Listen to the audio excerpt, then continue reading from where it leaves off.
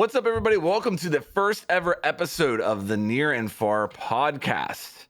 We are three people that are going to get together every once in a while and talk about West Virginia sports. And if we're being real about it, it's mostly going to be football and basketball. I mean, I don't know. I don't, Gymnastics episode, or like the rifle team. I know they're awesome, but I know they got a dynasty going.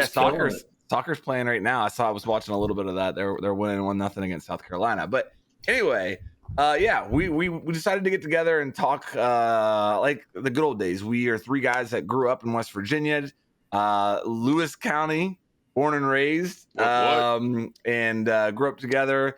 Went to WVU together and have been watching WVU football, basketball together for a very long time. And now we're going to talk about it like we always do, but record it. And if y'all enjoy it, that's great. If not, we don't really care because we're just we're gonna have fun and just do this for us.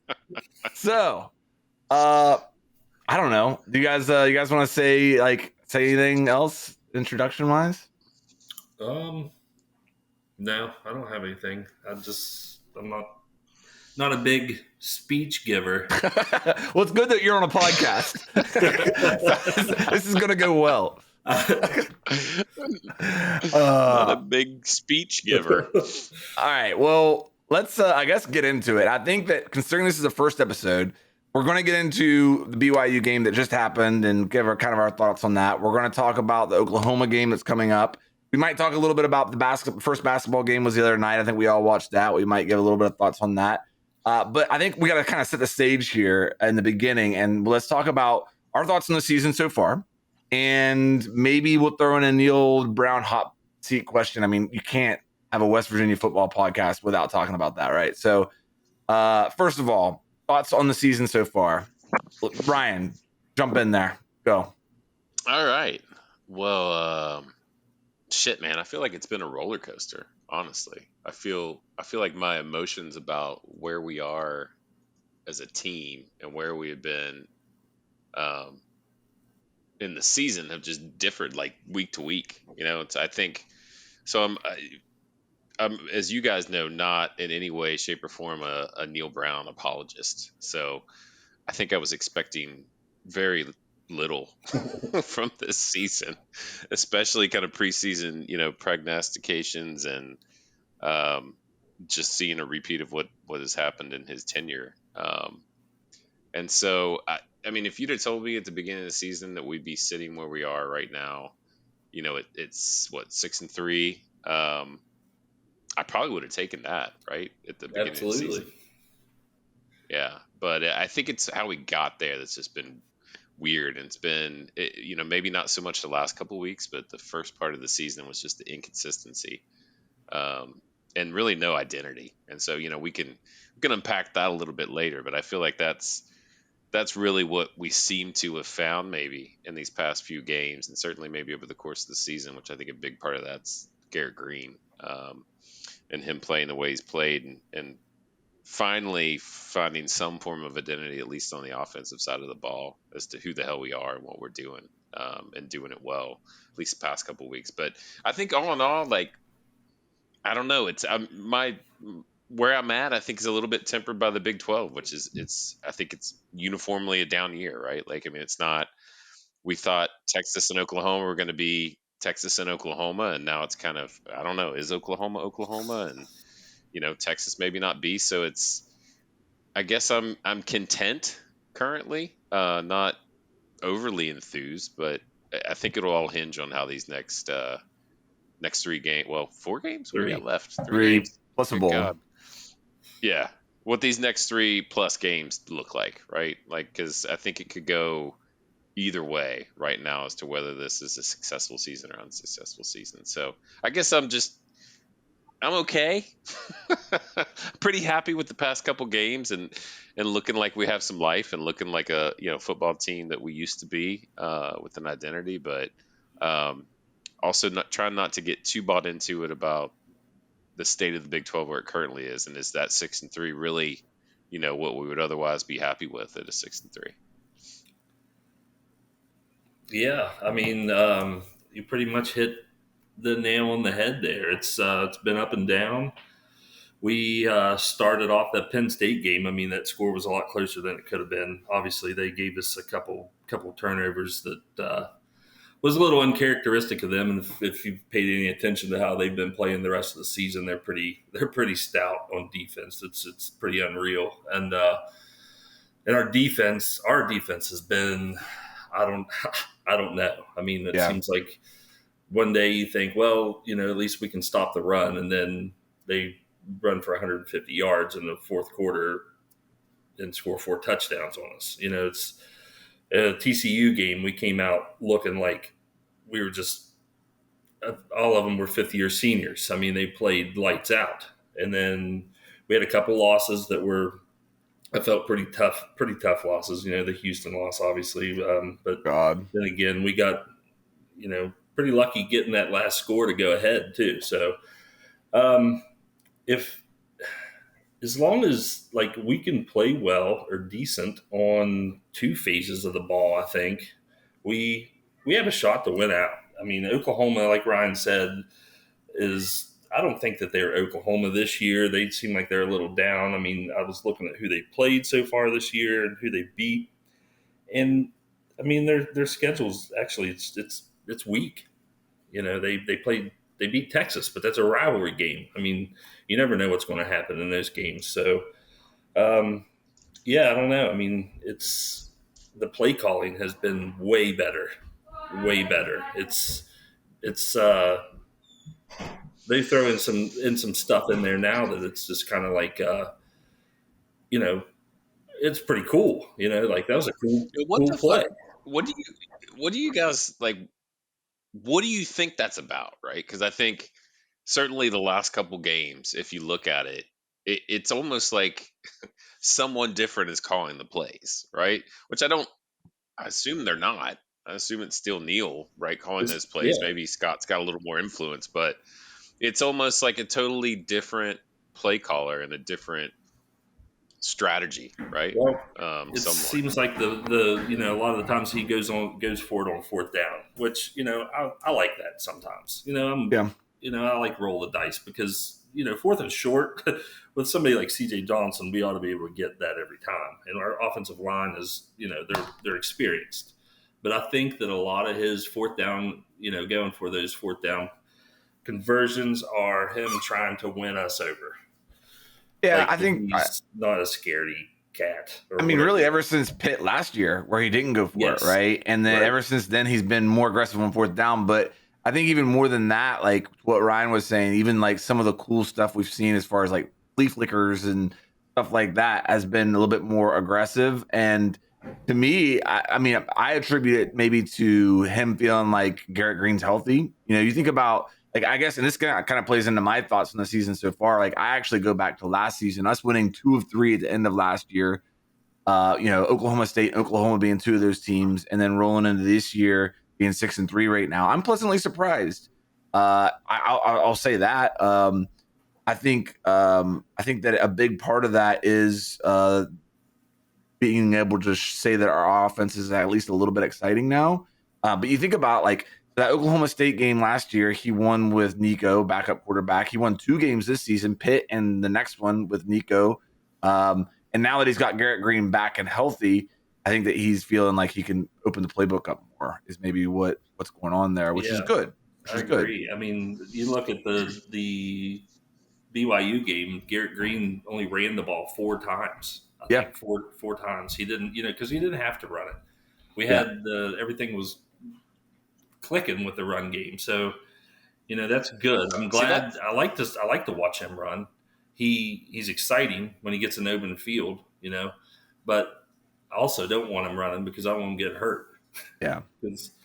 That BYU game is what if we were going to be successful from the beginning of the season, that's what I expected to see, right? Which is an experienced offensive line coming out and just knocking dudes off the ball, opening up big lanes, and then a stable full of running backs taking advantage of it. And then occasionally keeping them honest, right? Like popping one over the top, hitting one deep, trying to loosen it up, keep it loose. But it's just baffling to me, the play calling. I mean, I love it. I enjoy it, but it's like, where the hell was this at? It's like, he had to get his back against the wall almost to get kind of, aggressive and maintain aggressiveness, right? Because in the games before where we lost or we weren't, certainly competitive, it's like you get a lead, no matter how big that lead was, 1 point, right? And then all of a sudden you just scale it all back and just become ultra conservative. Like you're just trying to hang on for dear life instead of just keeping the pedal down, and just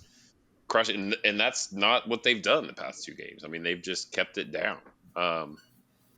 Part of that's probably who we played to some degree, but it still just seems like a dramatic shift in the play calling on the offensive side. Yeah, and I think, I like talking about like the conservative play calling with the lead, like the Oklahoma State game was a perfect example of that. Like the defense got a really bad rap in that game, understandably, with the way the fourth quarter went. But if you remember, like we came out with a lead in the second half, they got ball first, and they had 2 3-and-outs. We held them, on their first 2 possessions, and our play calling on those 2 possessions was atrocious. We didn't move the ball. We went 3-and-out as well. And then after that, they got rolling and they never stopped. But I felt like personally, up to the fourth quarter, the defense against Oklahoma State had played good enough to win that game. We had a lead in the fourth quarter. I think at that point at the halftime, it was like they had like 13 points. So that was frustrating. And I agree, like him, his play calling with a lead is completely different than play calling with when trailing.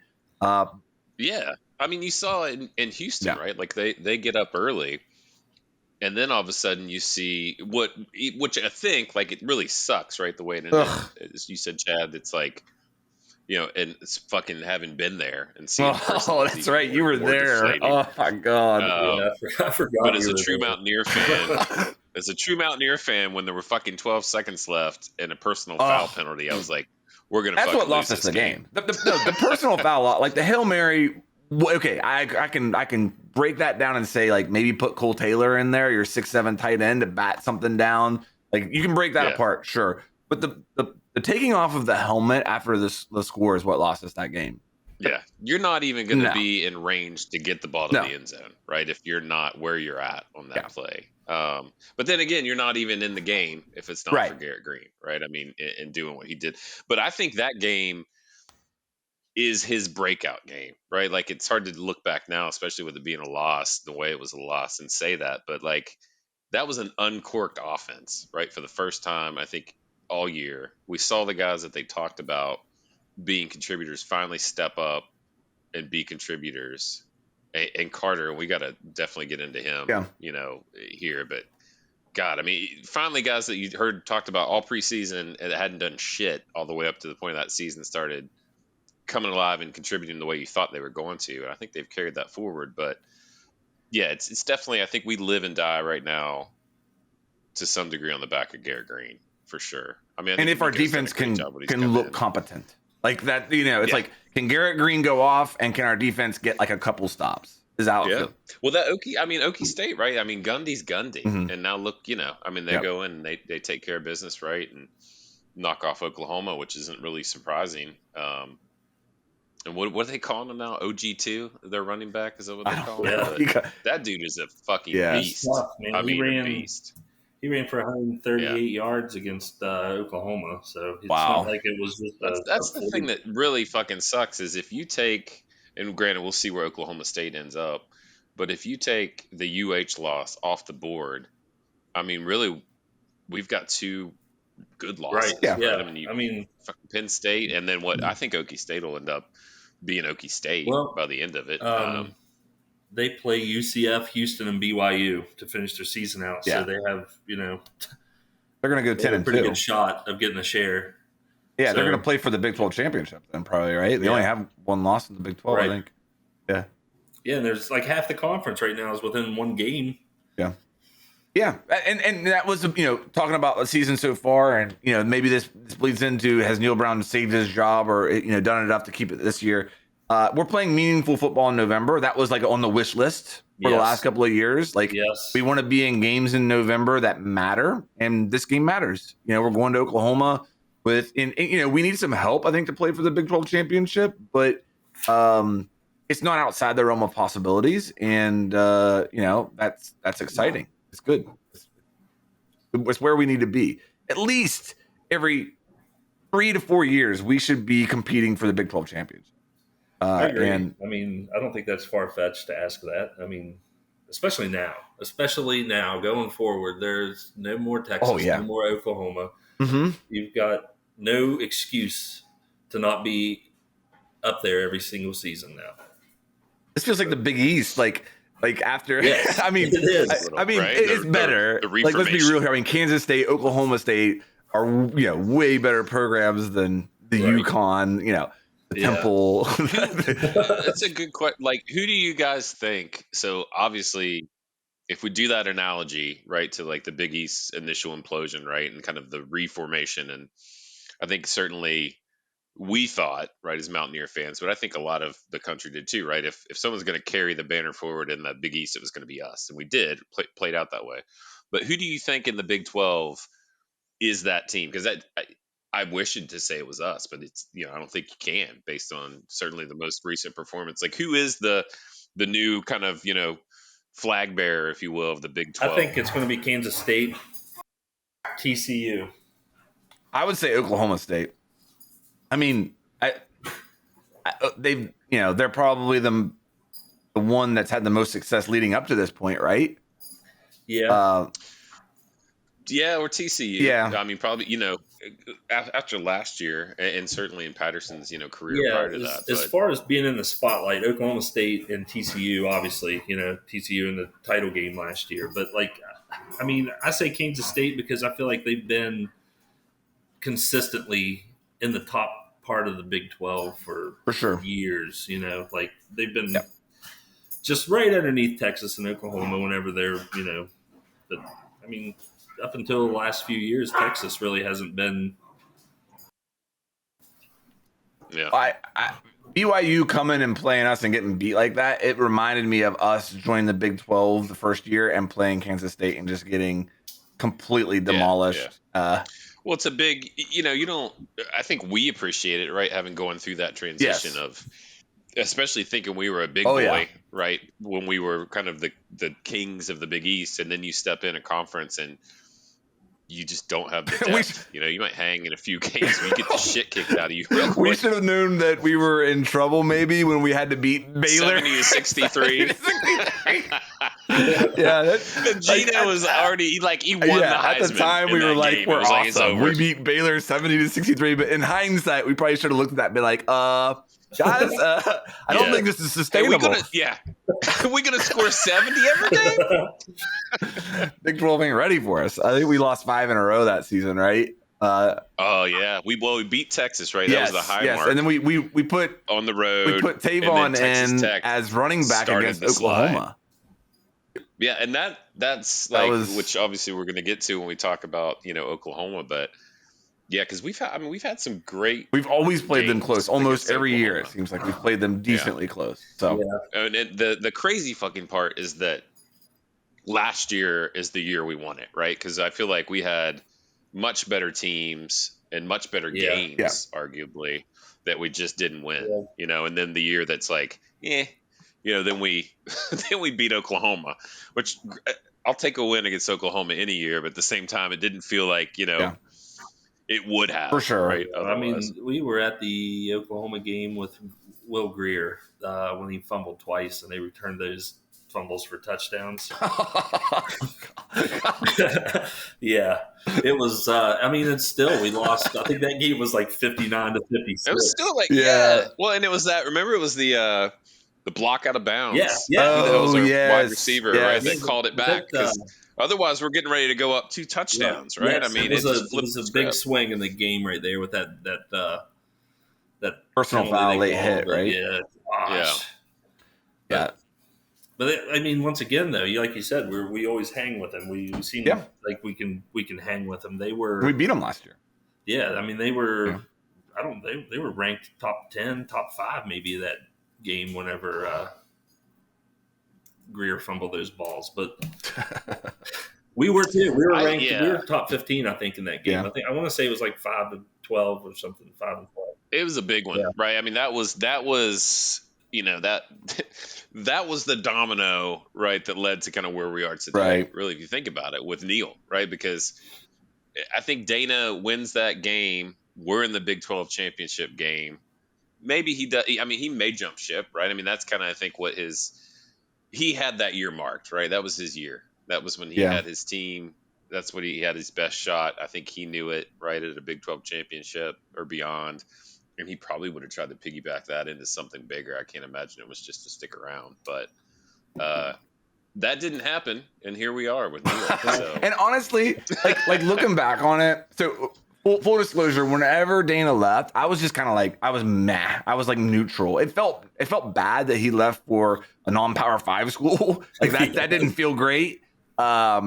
But he probably knew that they were going to make a play for the Big 12 and that their time was coming. I mean, I'm sure that was part of the plan there. But having Neal Brown the last few years has made me appreciate Dana more. It's probably like one of the worst things I can say about Neal Brown. And it's not even like I'm bashing Neal Brown on that statement. It's more of like, at least Dana's teams were fun to watch. Like he had a fun offense. He was fiery. He was, there was a little bit of a swag there. Like we had, an offensive mastermind that was Dana was known as our head coach, and we were going to, have something to show on offense every single year. He definitely walked around with a chip on his shoulder. That's for sure. Yeah. I mean, he had passion, right? Like for better or worse. And I feel like we also had an identity, and that identity may have like morphed a little bit between like Gino's air raid, and then we became kind of a ground oriented, which was crazy. But we had one, right? Like we knew what we were going to see, and I feel like that's what we've lacked over this past 5 seasons. Is like, who the hell are we? Like, on both sides of the ball. Like, what are we doing? Well, like, I think the last few games since Garrett Green has like been coming to life as a passer, I think for sure he has a low completion percentage, and I think it's because he throws a lot of balls way downfield. Because if you look at like our receivers' yards per catch, they are crazy. Oh, I mean, like crazy high? Yeah. I mean, Cole Taylor's is 12 yards. That's a tight end. 15 yards. Devin Carter's 18 yards. Was it Clement or somebody like was leading the nation in completions per yard? He was. 3 catches for 150 yards. He's averaging a touchdown a catch. Pretty much. He's like Randy Moss, that or was a Thanksgiving Day game whenever he had three catches for like 180 yards and 3 touchdowns. I think I think the Hudson Clement game against Duquesne, I think that was a big moment because like our receivers in Neal Brown's tenure have been atrocious and just plagued by drops. And I think at the beginning of the season we were starting Aaron and one other receiver that may not even be on the team at this point. And I think what happened with Hudson Clement going out there and just balling out that game, they were like, Neal Brown was like, listen, I'm going to play people that make plays. Right. And everybody's like, if I get these drops, I'm not going to make plays. Like Fox has played way better since then. Like it feels like we've always like Carter has really, played better. Really elevated, right? And that guy, we can talk about him, but he God, he looks like a beast. Such a high ceiling, right? It's just the consistency, dude. Like seriously, a weapon. If he could just eliminate the drops, right, and the drops that are just like killer, because it's like he's in first down territory, he's wide open, ball drop, right, and you're turning the ball over or punting it. What game was that? Whenever he had it was just a short pass. He had the first down if he catches it, but he turned and ran before he caught it. It was one of the ones we lost, I feel like. I remember it stinging really bad. Or something, maybe. I don't know. But, I mean, things like that, that goes a long way. I mean, that's the difference between a high-caliber football team and then just being mediocre. If you got to make those little plays because – consistency, you're going to run into somebody that's not going to let you make a big play, I think Garrett's got to help him out a little bit, though. Like, I don't feel like he throws the most catchable ball, especially to running backs. Like you were talking about his completion rate, and I feel like he misses those swing outs and like those stuff way too much. He throws a better deep ball than like anything else, and I feel like he puts too much on it. He's always like trying to zip it everywhere, and especially his midfield stuff, right? Like his over the middle, he tends to throw behind receivers who are then, there was trying to make acrobatic catches or getting the shit blown up out of I him. can't remember what game it was, but he had, like you said, he's putting too much on it. He had like a 6-yard pass into the end zone, and he threw that ball like 100 miles an hour. Like, easy there, Uncle Rico. Like, yeah. I've been seeing that too. I'm sure the running backs are like, dude, like, come on. Like, I'm not the best catcher anyway, and you're like zipping it over my head. I'm right here, man. Just let me run with it. He's just saying, I bet you I can throw his football over the mountains. Yeah. He's an interesting character. He is, because I mean, obviously don't know him, of any personal level, but I find, most of the time I'm obviously pretty excited about him, but I've been pretty frustrated at times too, because I'm like, I don't know, maybe it's just a matter of success, and so I'll get over it. But it's like sometimes I'm like, I like the fire, I like the passion, but dial it down a little. I'm like, don't cross the line into like just pure. Yeah, he's almost like Baker Mayfield. Yeah, not as and good. It's like, well, in time, like, except you want a Heisman, right. So yeah, except for that part. Yeah, but I mean, I know you don't want to dial it back, but it's just do your business. And honestly, that was the beginning of the season. I hope we're past that, but that was everybody, right? I mean, it was freaking CJ, where you're like, what are you doing, man? Yeah, I feel like he's starting to come back. He ran with a lot more patience in the BYU game, but well, I think like you said, Dylan, that's competition, right? In that running backs room, it's like, hey, dude, you got a true freshman over here. Is going to take your job.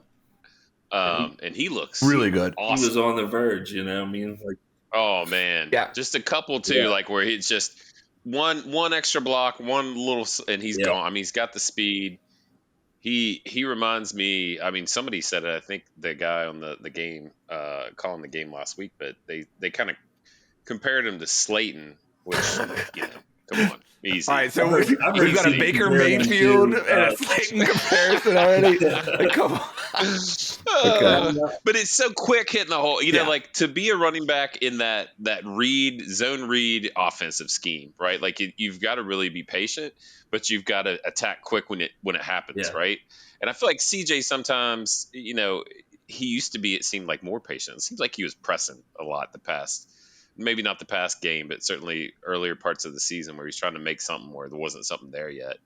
This kid, man, it's just lightning in a bottle. It's nice to have that lightning and thunder combo back there. Yeah. Well, I mean, technically with Green back there, we've got two lightnings because he's not slow. No. Well, and I don't mind. I don't know how much of it was conscious. I mean, we didn't have to, thankfully, last game, but it's, he's got that, what I'm assuming was a high ankle sprain, right? Like early in the season that kept him out of that game. You got to protect that dude. Yeah. I mean, he's too valuable. And if you don't need, I've got some beef with him on some of the read options. I think he's gotten better a little bit, but sometimes he just makes the totally wrong read. He could I think step up in the pocket, but he bails out pretty quick. Yeah, he's still run first mentality. I mean, you can see it, right? Like when the contain breaks, he never steps up. He steps out. Yeah. It's frustrating. Obviously, it's easy to see from our perspective. Yeah, on the the RPOs and stuff, I don't know. You're right. He does need work on a little decision making, I think, but I think that comes with it. I mean, we got spoiled. I feel like Pat White, like, I don't know, he's the master of running the perfection zone read. Yeah, there's no doubt. Well, and I think defenses, to be honest, have played it. They've all been trained on it now. Well, right. So they typically read it better themselves and play it for sure. But man, I just feel like scheme wise, the offense just. It's like, where the hell is my thing? I think my biggest beef is like the last two games. Where the hell was that out during Penn State? Like, I mean, I know you've got a new, starting quarterback, but the guys started games and won games for you the preseason. This is a fucking top 5 team. Like, you got nothing to lose, dude. Yeah. Just uncork it, right? Like, let it fly. Right. And it was like the most conservative kind of. And I get, a lot of that was Penn State defense. They're ridiculous, and they were in his face 24/7. But it just felt like, you didn't even give us a chance to win that game with the play calling. From an offensive standpoint, anyway. Yeah, and I'm glad that it's miles away from that game now. And like you said, though, I mean, it could be the competition too, because now we go back and play Penn State next weekend. Are we going to, is the result going to be the same, or, are we going to surprise people? You don't know that, but it's definitely seems like it's gotten way better, and they're reaching in to their pockets a little deeper, it seems like, instead of the same boring stuff over and over that got us all frustrated to begin with. That's the whole point. Like, I think where all these people get mad at Neal Brown, because it's just like, man, it's just, what are you doing? Yeah. Yeah. Have you know what it reminds me a lot of? And speaking of bullshit comparisons, but Rich, that offense, I said it, I brought it up, but they had 10 different ways of running the same play, right? Like formation wise. And this past couple of weeks, I've noticed a shit ton of motion, right? I mean, like every single play has motion, if not multiple motions in it. And at the end of the day, like they're running the same plays, right? I mean, more often than not, even back-to-back times, but it's a different formation.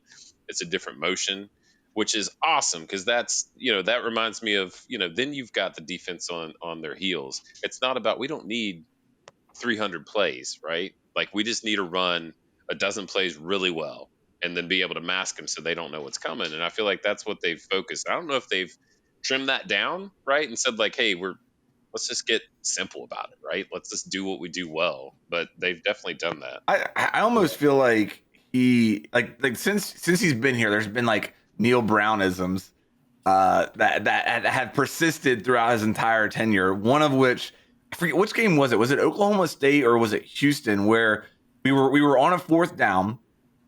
He ran a play and then they called like a timeout. There was something weird that happened that like the play started. You could see what the play was, but the ref stopped it and like there was like a timeout or something. And then we came back out of the timeout and he ran the same play on the fourth down again, and it failed miserably. And it was like that and receiver drops and conservative play calling has been like the Neal Brownisms of his tenure. And like I feel like he has finally taken that step this year, and I think that's there's what we've mentioned: better quarterback play, better receiver play, and all that. And and if you ask me, has Neal Brown done enough to save his job this year? I say yes. And if he would lose all three of the final games left, I would say that would change that answer. But as of right now, I say he wins 2 of the 3. Definitely, he's done enough to save his job. Definitely, that puts us at 8 wins. Yeah. I mean, that's the challenge, right? And especially, I think if it's, as you said, Dylan, it's the wins and losses, but it's probably the way that we win or lose those games, right? Like if the trajectory continues and you see the same offensive production, regardless of the outcome, maybe with Oklahoma, but it just looks like we're getting better and it looks like we're playing big boy football, then yeah, I agree. I mean, I don't know how you let go of a guy with what would be 8-4 record. Yeah, but then again, two sides of the coin, right? Because then you go back and look. We haven't beat anybody at the conference records. Yeah. That's what I mean. It's like that, or he's the luckiest man on earth, right? For like sure. In a sense, he lucked out with your the do or schedule. die year. Yeah, I mean, so far this year, right? If we look at who we've beaten, the only team I think we've beaten right with a winning record is BYU. Correct. To date, well, that's not true. No, maybe. no, I don't that's know true. What Duquesne's doing. Oh yeah, Duquesne doesn't count. Yeah, right. I think our combined win loss of our opponents so far this year are like 22 and 26. Well, yeah, and then you've got Baylor, which is, I mean, I'll say this: I think if you beat Oklahoma and you beat Cincinnati. Well, let's put it. If you lose, I don't want to say this because it's a lot of pressure on him, right? But I feel like if you lose to either Cincinnati or Baylor, you should be gone. I mean, they're 2 of the worst teams in the entire conference, right? I mean, I think Cincinnati is 0-6 in conference play. They're 2-7 overall. Baylor's not much better. They're 2-4 in conference, 3-6. I mean, I know Well, it's there's the thing about that road is, game involved there, but like UCF, I believe that UCF is a better football team than their record is. Yeah. And yeah, but I can't say the same about Baylor and Cincinnati. Like their record reflects on what kind of football team they are. So like I'm about to yeah, and agree. that's the Baylor like beat UCF, right? I mean, that's kind of the crazy I know. part too if you look at it. It's, But you're right. I mean, it's just if there's a year where you should handily beat Baylor, it's certainly yeah. this year. You just gave us the kiss of death with that one. That we are Yeah, you're welcome. You're But welcome. like absolutely. West Virginia is going to West Virginia, that's for sure. So it's nothing that we are going to do or say is going to change anything because there's been, I don't even want to say it. Well, that's what There's been you'll many, learn a many lot. times where we Yeah, went to a game where we should have won. you learn a Did lot not. in the next 3 For games, sure. Yes. right? About this Yeah. team, about him as a But coach. overall, For sure. they seem to be getting better, weekly. Yeah, and there's young talent that's performing. That's what's one of the biggest things for me. That's like, yeah, you keep them around as long as we win 2 of the next 3 because there's young people producing like Jaheim White, Garrett Green's only a junior. You have a reason to be excited and about the Yeah. future for the first time ever. I just the thing that worries me, and I know every team worries about this, right? And we worry about it, but is in this new transfer portal NIL era is do those guys stick around, right? I mean, you would hope, right? They're young talents, certainly like White, but there's going to be guys if they continue to have the success they're going to have. There's going to be interest, For sure. right, from other. That is the scary thing with the NIL. It's like you have this breakout star for freshmen like White, and then you got to worry in the off season whether or not somebody's going to poach him. I don't know. Here, I'll put you guys on the spot. Who should get the bigger bag from the NIL, White or Donaldson? Right now, given what I've seen, White. Yeah, I would have to go. Well, I think he's just got more. He's got more ceiling. I think both of them can be incredible backs, and I think the tandem. And will they're be great, definitely but not the same back, so you can't compare there. But CJ's, I don't know what happened with him at the earlier part of the season. I mean, he got a little bit back together last game, I think. Yeah, he did. But it just felt like he was, and also just the attitude. He looks, obviously, again, he looks frustrated after every run. He looks mad. Yeah, very. And it's not like mad at the other team, like I'm going to ram it down their throat. It's like mad, like somebody missed a block or something, almost. Like he's like, or like he doesn't like the play call or something like that. And I know we're totally speculating based off of seeing his face, but that's what it looks like.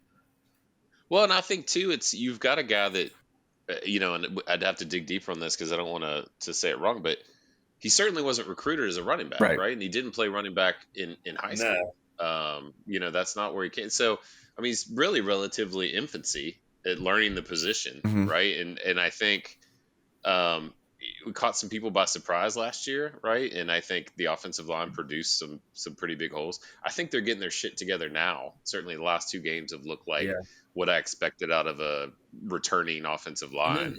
But speaking of the offensive line, it's just like I like hold my breath the last 2-3 games because I mean they were dropping like flies. I'm thinking, man, we can't get banged up, like this late in the season. I understand you're going to have some injuries, but I mean it was like scary there for a second. Because what are you going to do then? Both of those running backs could be 1 and 2 in the nation, but if you lose all that experience, it doesn't really go that far. No. But I mean, I do like the fact that there were lots of times this season, right? I think not Penn State. I think nobody expected us to win that game, but certainly after that, when we go and drop the Houston game, or then when we drop the Okie State game after that, 2 in a row, where you just think, like is this where the slide starts, and we just don't win a game? So the ability to bounce back is something that I've been impressed with because I think that should be reflective of what these guys think about their coach. I mean, if you don't like your coach, that's probably where you just fold and up. I think that I think the guys have bought into him, and that's good. Like they definitely like him. They definitely you can tell. Him. They definitely like him, and he is a likable guy. And I don't like for sure. I don't. I mean, that's just like going off of how he acts in press conferences. It's not like I hang out with him and know what know how he is. But he comes across like I think that he would be easier to sit down and talk to than Dana Holgorsen. Oh my God, 100%, 100%. Are you at a casino? right. But yeah, to play devil's advocate on your point there, Ryan, like, yeah, we lost 2 games in a row, but there's a big difference to like our next 2 games are against UCF and BYU, not Texas and Oklahoma and Kansas State. But, I mean, and true, but I think UCF on the that was an easy game to lose. That's one of those, for sure. Yeah, where you can go, and it was a game, right? I mean, for the most part, up until the end. BYU, yeah, I mean, I don't know. I mean, sadly, right, one way or another, I feel like we've lived in this past 5 years of honestly not really knowing whether we're going to win any game. Right. Which sounds terrible, right? But not being like, oh, we're going to win this game. You're like, I don't know. Yeah, like when Rich was there, man, we went to football games knowing we were going to win. It was just like a celebration from the time that we woke up until we ended the night on High Street. In a gutter somewhere. In a gutter, yeah. Walking. It's like I think we're going to score, 60 points today. Yeah. Against teams like Syracuse. I remember like Syracuse was a joke during Rich's tenure. Like it was like we're going to beat them by 40 points. You know who we couldn't get? Virginia Tech. Do you remember when we played them? When Marcus Vick was the quarterback, in that 2-game series, I think. We couldn't beat them. The second was was that our only loss? That was our only loss. The Sugar Bowl year. That was Pat's year. That was the only year. Yeah, that's when he threw. But we were still playing Bednarik at that point. He elbowed Gibby in the head. Marcus Vick did? Yeah. Wow. I don't know why I find that funny. All right, we've talked about BYU a good bit. Is there anything else you guys want to say about BYU? No. You know what? Actually, I will say this. I am excited. We need to make a road trip out there for an away game. I know. And the schedule release, which is nice. Right now, we know over the next 3 years who we're playing and where, which is interesting to see who we got and who we didn't get. But that in Colorado, I'm very excited to go get a chance to hopefully go watch a game out. That'd be cool. That'd be cool. BYU did what you would expect, but carrying the WV flag out, that's what I was going to say. They had a lot of stuff that their coach did. He was excited to come to Morgantown. He said he wanted to hear Country Roads. Weird. Yeah, I don't think he understood. They stayed on the field. Their whole team stayed on the field after the game for that. Yeah. And I don't know. He seems like he's a pretty good guy. I think that my papaw. The whole flag thing. you're he's Samoan, right? Like you're Samoan. Yeah, I was say you're. I think that their whole thing is like because they're a religious institution, they feel like that was their only game on the East Coast, I think. So there's people who want to watch them when they're close within 200 miles or so. Yeah.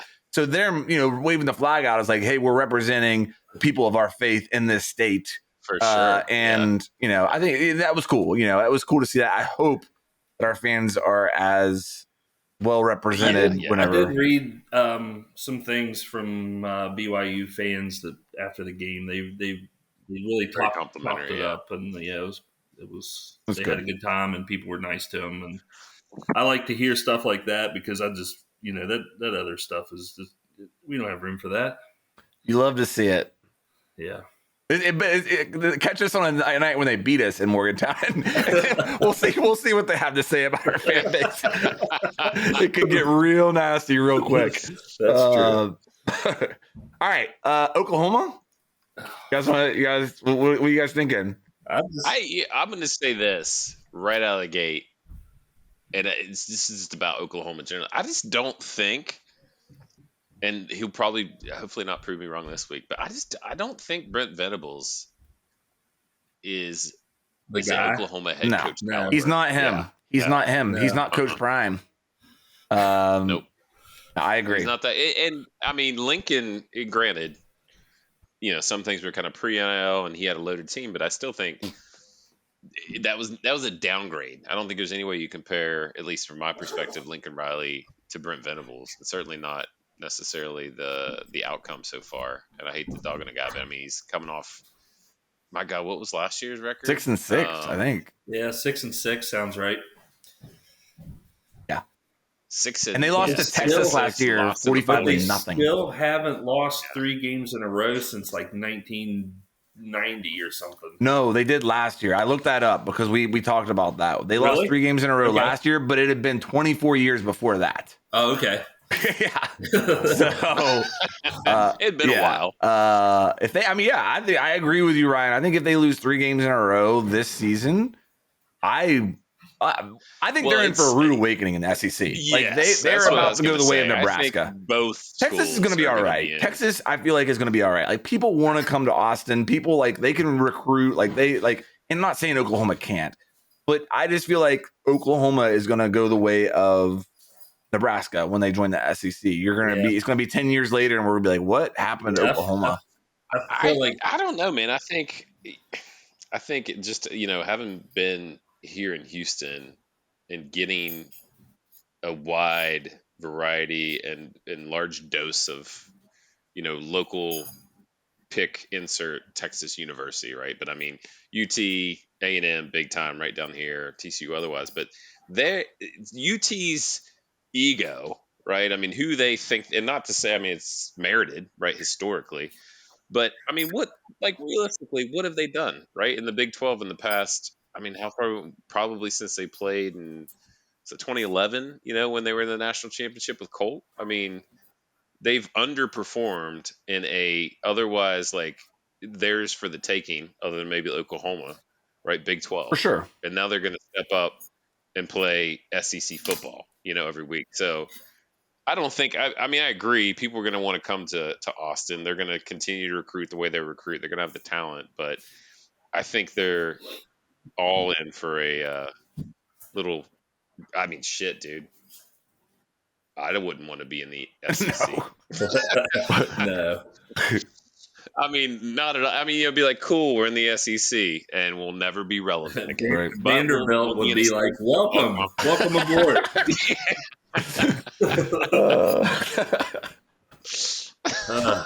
Yeah, that you made a good point there. I mean, Oklahoma, even when they made it to the the playoffs, it's not like they have an SEC road ahead of them. You know what I mean? Like, it's pretty tough there, week in and week out, and they had the Big 12 championship game to win, and then they're in. You know what I mean? There wasn't a lot. They may have had 1 or 2 games circled on their schedule that they had to be careful about, but most of the time they were running over people. And then you run into those teams from the SEC in the playoff and the Big Ten, even like Ohio State. Like, I hate talking Ohio State up, but they're good. Their quarterback play this year isn't that good, but their defense is unreal, just like Penn State. But I mean, there's Oklahoma teams run into stuff like that. They're just, they're not going to have a shot. Yeah, I don't. I mean, the thing that concerns me most, I think, is so we played 3 games, right? Well, I mean, obviously going back further than that, but I'm just trying to think of the last 3 games, right? We dropped 2 games in a row, right? in dramatic fashion. But man, their quarterback, and especially seeing it in person, I don't think he had an incompletion in the second half. He's definitely good. Certainly not in the fourth quarter, right? I mean, Houston game, and he was a he was 16 he had 16 completions in a row, including a Hail Mary. And so he was a mobile guy. But he got me right back to what we suspected right from the get-go, which is this secondary is mad suspect. Yeah. And then we go to UCF's quarterback. Okay, but I mean, they had some chances shots, but Oklahoma is a ground and pound. BYU did you know what I mean? So like I feel like we're gonna find out, right? Has that defense and has that secondary truly stepped up and gotten any better? Because they've got, what was I think, and probably still is, right? I don't know what checked in lately on kind of the Heisman, but certainly was being, kind of lauded as a leading Heisman candidate in a quarterback. Well, That's my concern. It's not offensively. Like I think if we're running our offense, I think we can move the ball. I think we can score points. think that it's Will they just pick us apart, on the defensive side of the ball? as far as him being a Heisman contender. I don't know. I feel like the pickings were slim at the time that they started mentioning his name, but I don't know what Oklahoma's like specialty is. I was looking at their stats against Oklahoma State. Gordon ran for 138 yards, but they only had 147 total rushing yards. So got a good defense. Yeah, I don't know. Like they probably don't have a slew of running backs like most teams have, but still Oklahoma State. It looks like Gabriel's got. I mean, he's got again, it's like who they played, right? But you look at his completion percentage, like 71%. He's got 2,700 yards. I mean, if have you looked? It'll be a test. Let's put it that way, right? Have you seen who they beat though? I mean, other than Texas, but like I said, that was a rivalry game. They beat Arkansas State, SMU, Tulsa, Cincinnati, Iowa State, and UCF. Jesus. Yeah. But, and again, but to be fair, their two losses are good teams. They lost to Kansas and Oklahoma State, both good teams. I don't think we would beat Kansas. I think it would be a toss up. Maybe at best. I don't know. I don't like. I don't want to get in a shootout. Yeah. No, it's like I don't think. I mean, they certainly haven't had success like this, right, since Mangino left. But yeah, I mean, I think they're the real deal. For sure. Everybody's still right. It's like there's still that Kansas, kind of joke thing going somewhat. But I think that's just the stigma. Right. But I mean, they're a good football team. Right? Yeah, they are, and they've shown it. Yeah. I guess I feel good about with Oklahoma. I think we are in a much better mental space than them. Like I listened to their coach's press conference. Like I did homework. You guys should be proud of me. I know Chad's been doing homework too. Like. Sounds like you have too, Ryan. We should give ourselves homework. But I listened to his press conference to see what he would say about West Virginia. He sounds like a beat dog. Like it was bad. It was like he's having to answer questions about his kicker. Apparently, he went on like the radio show and said that we have a roulette of better plays in that 4th and whatever play against Oklahoma State that costed him the game that we could have used. He had to answer questions about that, and he was like dodging them. It did not sound great at all. And, they're thinking, are we going to lose 3 games in a row again this year? We did this last year. Our team is thinking we're bowl eligible. We are, our coach's job is off the hot seat probably. we were exceeding expectations. We were picked to finish last. We're not going to do that. Like we're definitely going in this with a better mindset. I think, the negatives, the part is still Oklahoma in Norman at night. Right. That's a tough situation. And I feel like, we've got to play perfect to go there and win. We've only had one game where all 3 phases played well. Now that was our last game. Right. Yeah. That was our, so that's a good thing, but we're going to have to do that again. And I think if we do, we can win this game. Yeah. The drop passes, we can't have that. I know that, that falls in line of playing perfect, but it's like I said earlier. You got to. I mean, that's the thing, though. You need to play a near perfect game. It's arguably one of, if not the best team in the Big 12 currently, on the road at night. Like you can't do stupid shit, right, and expect to win this game. So I mean, I think you're right. Do you have to play flawless? No, not necessarily. But you can't have the stupid, self-inflicted wounds that we've seen come out occasionally throughout this season. Yeah.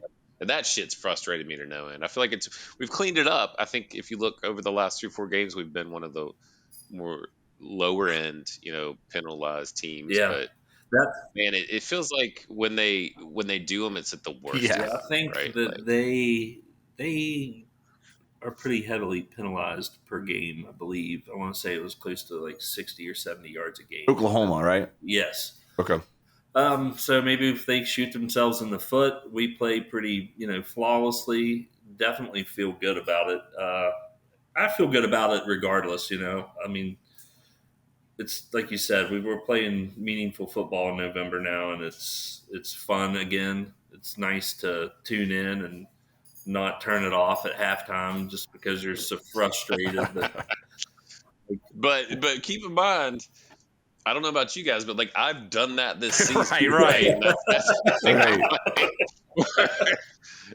In games that we're like 9 games in, and we're like, and I'm like, well, it wasn't that long ago. And I was like, what the fuck? Right. I think we got to start fast, because if we go up by two scores in the first half, they're gonna pucker up and be like, oh my god, here we go. We're gonna lose our 3rd game in a row at home to West Virginia. Like if we start fast and they get in that mindset, it could really snowball and go out of control. Right. Yeah, I mean, if they're playing with that kind of worry, then that opens the door for mistakes to happen. That's definitely a good thing to have on our side. If they're worried about losing 3 in a row, that's like big time talk at Oklahoma right now. That's good for us. So yeah. Because I don't look at that as a like something that's going to give me drive. That's going to make me anxious more than anything. For sure. Being put on a spot. Jesus, man. I've just been while we were talking, just because they've been ridiculous, right? I mean, generally, like Oklahoma's been ridiculous for quite a while, but I'm just looking over like the last 2 decades. And I just went back. I'm like, is this real? I'm like, it almost, it's Wikipedia. So you're like, is this real? But I'm just like scrolling back, and I went all the way to like freaking, what am I in here? Like 1985. And I'm just scrolling through to see like a season ending record where they don't have at least 10 wins. Right. And I'm like, there isn't one until like 2020. Yeah. Like 9-2. It's just like, and even that was like, oh, I can keep going up to the 70s. I mean, it's just unbelievable the sustained level of success they've had, for as long as they've had it. And so they're not going to be, much compatible, I think, for Venables. I mean, he better get his shit together in a hurry. But I think that the fact that they're going to the SEC they're not going to want to hire a new coach, and they're like, hey, welcome to the SEC. Is your first year. Like, I wouldn't want that. Like, I would say he's got one more year for sure. And then if they go to the SEC and suck, they'll bring somebody new in. Yeah, a lot left, but yeah, agreed. I mean, because I'm just looking, the handover from Stoops to Riley was seamless. Yeah. Riley goes 12-2, 12-2, 12-2, 9-2. What did Jim Harbaugh say about Ryan Day? He said you're standing on 3rd and you think you hit a triple. Jim Harbaugh is a cheating son of a bitch too. So okay, wait, all right. So have you guys followed that very closely? Did that dude put on Central Michigan gear and go to the sidelines? Is that what happened? Yeah. He's like he had on his Central Michigan gear, like on the sidelines of a Central Michigan game with Ray-Ban, with Ray-Ban video recorder sunglasses. Like, dude, it's batshit.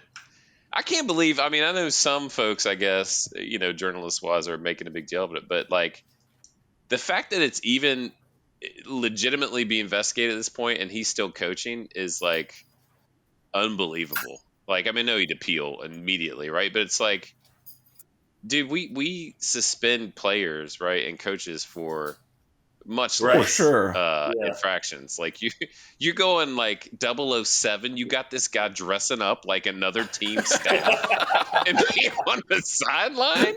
Like, that's batshit What's crazy. The other team in on it, or like is there like tickets you can? How did that happen? Is my question. I don't even know. I can't wait to read this investigative report. Right, like It's insane. Well, and now they're saying that like Ryan Day's brother-in-law is who started the investigation. Yeah. They're saying that it was all started by Ohio State. He dropped the leak. Yeah. It's like, come on, like get over yourselves. Well, and then like if he really did, because I mean, there's some clips, and granted, like who knows if this is real or not, but it's the Connor Stallions, right? The guy who's been let go by them that was on staff, but it's him standing next to Harbaugh during the playoff game against TCU with like a sheet in his hand that appears to be TCU's play calls, right? Like, and so you're like, if you scout and they, I'm so glad TCU beat their ass. I don't like Michigan. Well, and that's the theory is that they weren't as well prepared for that game because they couldn't scout them ahead of time, knowing that they were going to play them. And that's what I've heard. That kind of makes sense. It's sketchy, man. But like, leave it to Ohio State to lose to Michigan, 2 years in a row, and all of a sudden they're like hiring private investigators and like hacking computers and shit. Like they're like, something is not right here. There's no way we just lost. I couldn't find that stat that had their record like during like when they said that they allegedly started the Spygate versus before. Yeah. If it's true, it's pretty wild. But I will say in defense, Michigan wasn't as good as they are now either. Harbaugh's a hell of a coach. Like, you still got to play the game, even if you they're going to throw a pass or they're going to run. I don't know, dude. All right, I mean, you know how it was when you played Tecmo Super Bowl. If you guessed that play right, it was just like the offensive line didn't exist. Immediately, they all just collapsed and destroyed you. Oh man! All right, so we've had a Tecmo Bowl reference. That's that might be a good sign for a wrap. What else do you got? Well, would you want to talk a little basketball or anything else? Anything else on Oklahoma? Let's do this. Score predictions. Oklahoma. Let's put each other on the spot here.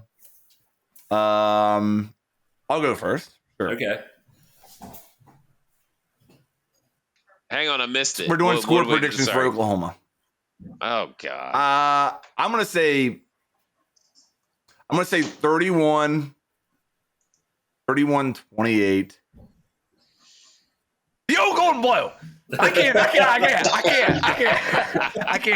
Blow wearing the helmet. I can't go against this on the first episode. That's not a way to start a podcast by picking Oklahoma. Will there ever be any podcast where we're like, well, I'm just going to be honest with you. I don't think we're going to win this game.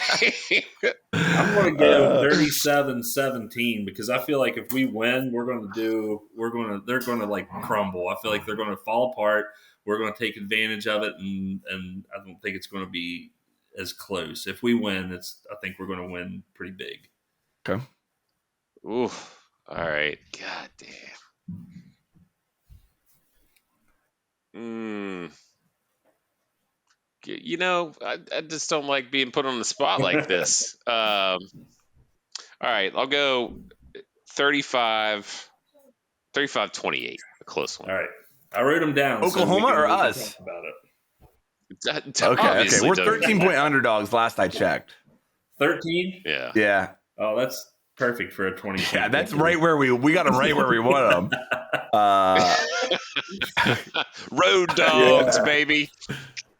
All right. Oh my God. Basketball. You guys want to talk about basketball at all? Let's do it. No. Or anything else on Oklahoma? That we're deep enough with basketball yet. I know God. Like I didn't. We got to talk. We got to talk though, like at least about Eilert's first W as head coach. Yeah. I'm rooting for him. It seems like a nice guy. There was some flashes. I mean, granted, I know the competition who we were playing, but there were some things that were. There's some guys that could shoot the basketball. Yeah, in the second half. Not necessarily. Yeah.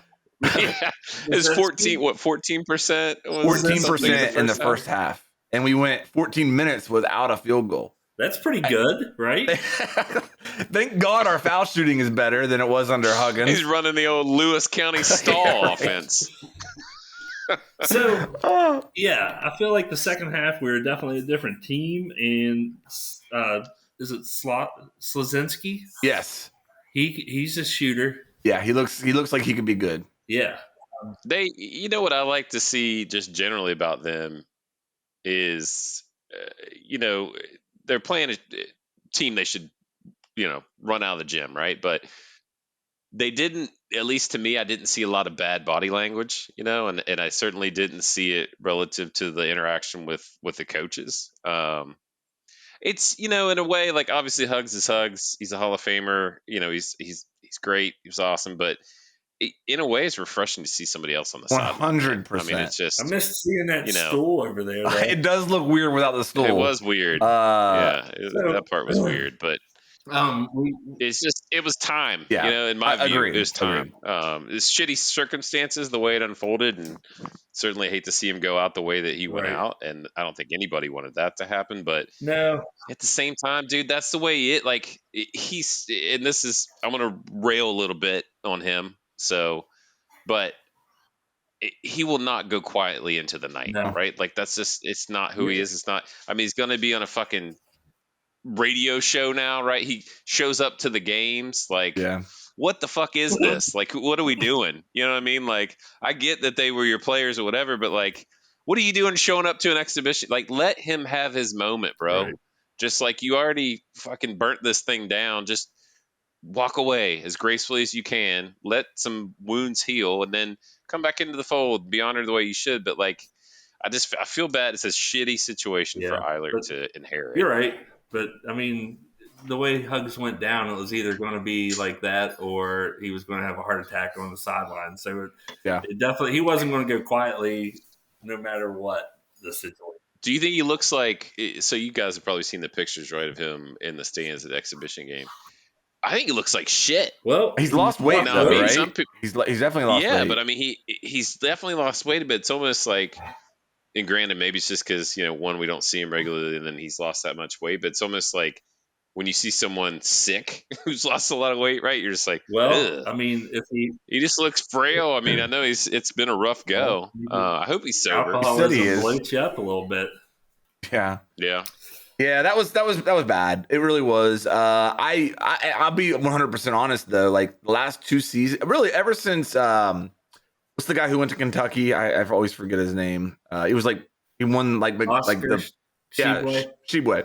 Ever since he left, I was kind of like what's going on, Hugs? Like, like it was like whenever he showed up here, it was like, okay, we're press Virginia. Our guys are gonna play crazy hard.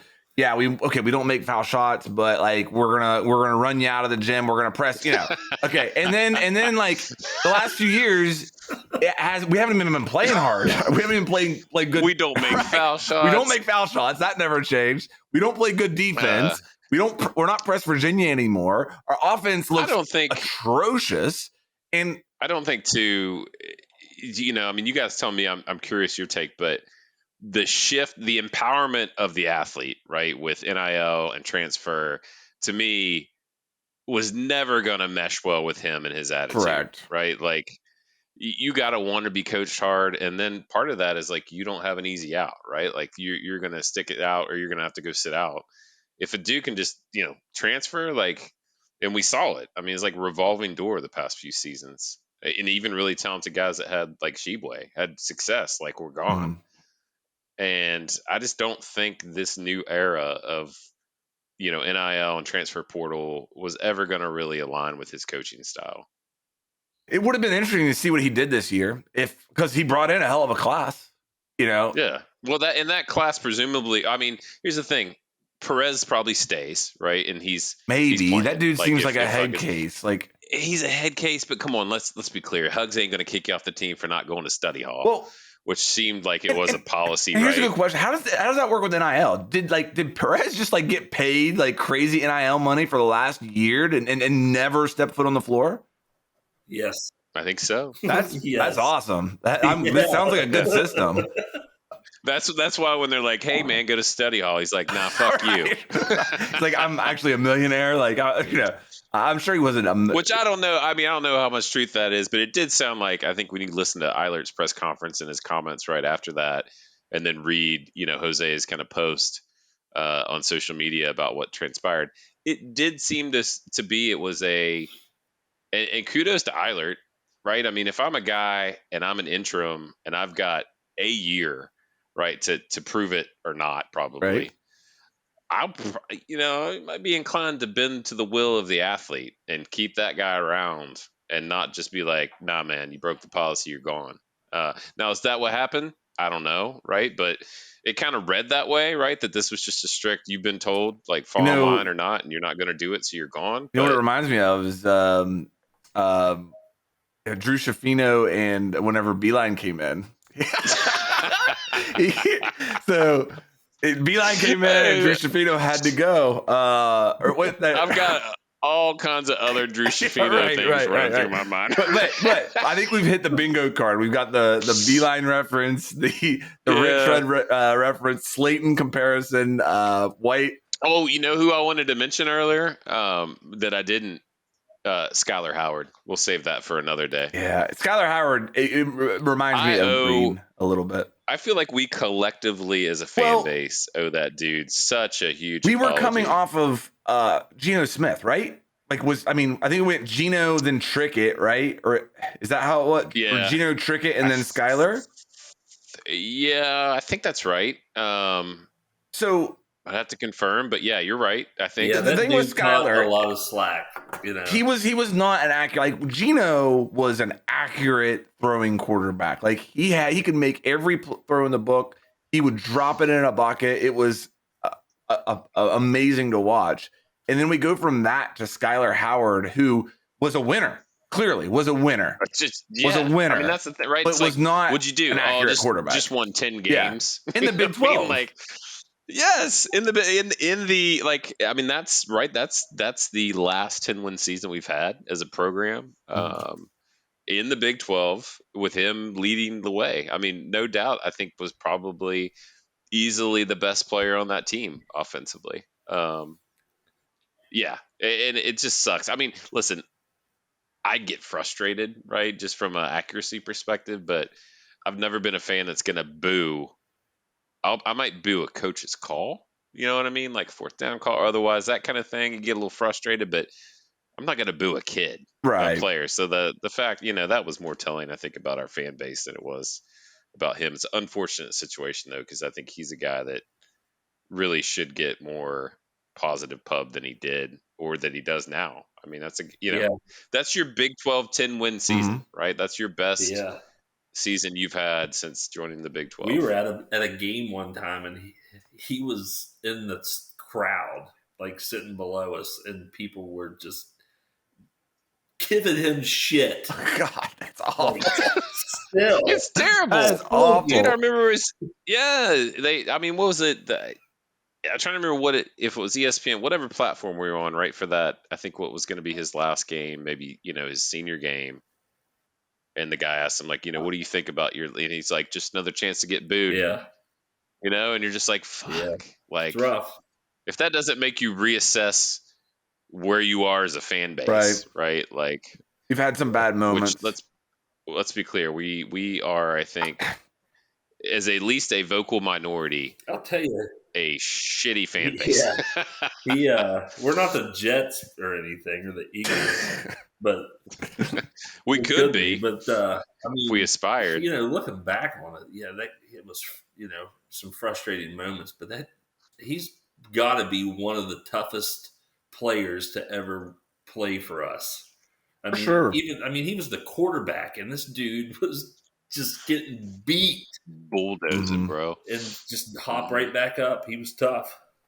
I think that regarding the fan base, I think the whole Neal Brown situation has shown that ugly side in many ways again. And the way that I would summarize it, and not trying to make excuses, but I feel like the West Virginia fan base, nobody's going to hate you and be more vocal about it, but nobody's going to love you as much either. Like, you come here and you do bad, we're going to put a for sale sign in your front yard saying to get the hell out of town. Like, you come here and you win. Trying to light a fire under your ass. Right.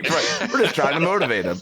You come here and you win though, and no fan base is going to love you more. And like, I do think there's some lingering there's no doubt lingering trauma from Rich's departure, sure. right? I mean, for at least from a coaching perspective, like come that. on, That is just not. You're never when your beloved son, right, of your state, who gets you to the pinnacle or damn near close, right, and then jettisons the way that he did. I don't think you're ever going to trust anyone again. Like, that's just some trauma. I mean, I get people that, don't want him to come back, whatever, he left us. That's one, I feel like that should be the only reason why you don't want him to come back, because he left and you feel betrayed by that. He threw the pit game. I want to just it drives me nuts. I'm like, how does that help him in any angle? None. You can say he was distracted because he was interviewing, or he knew that maybe the mission job was coming. But to do it purposely, I mean, no, it's just ridiculous. No, so that drives me crazy more than anything. Well, and let's be clear, right? And again, I think we've depending on how these next 3 games unfold, right? I think we've all kind of settled on he's probably done enough if he continues the trajectory to get himself another year. That's another thing, though. What are they going to do? Because at some point, I mean, how many years does he have left currently on his contract? I think it's 26. I was looking at it. Yeah. I don't think 6 years. No. yeah. I mean, you with our previous AD, Shane Lyons made the best deal ever. He's like, you got us to 6-6 in a COVID year. We're locking you in.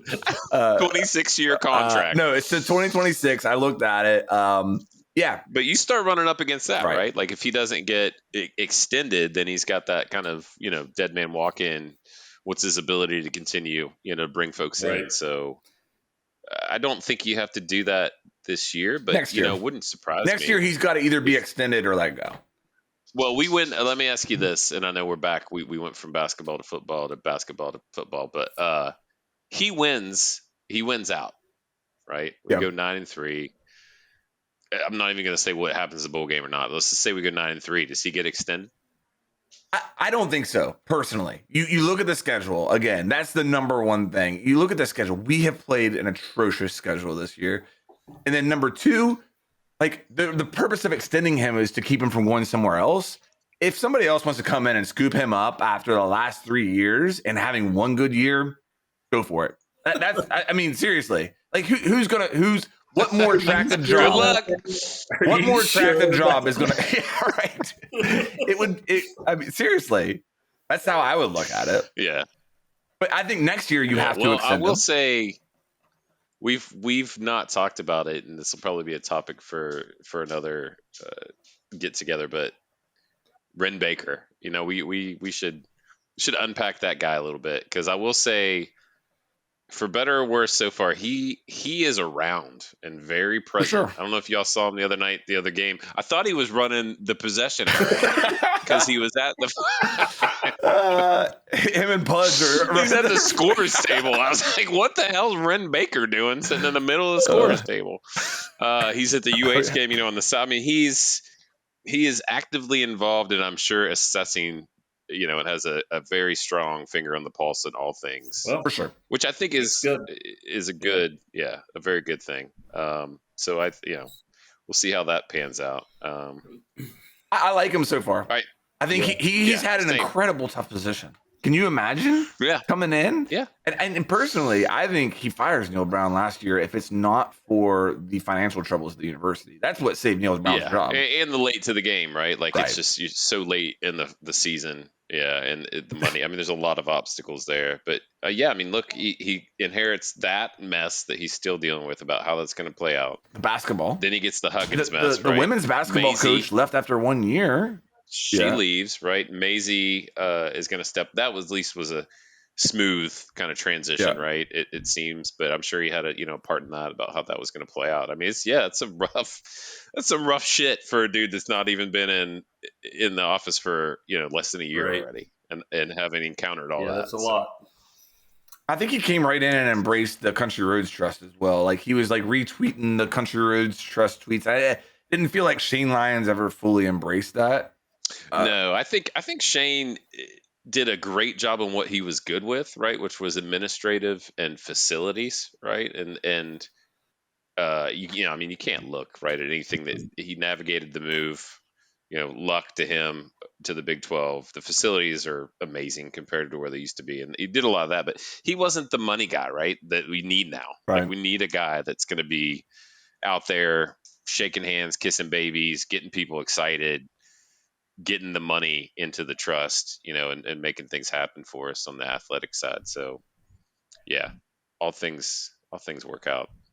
All right, back to basketball. All right, let's talk. What do you would you think? Shitty, awful first half. Well, I mean, I guess we had a first 5 minutes were okay. Yeah. Maybe of the Came first out half. pretty good the first 4 or 5 minutes, and then got ice cold.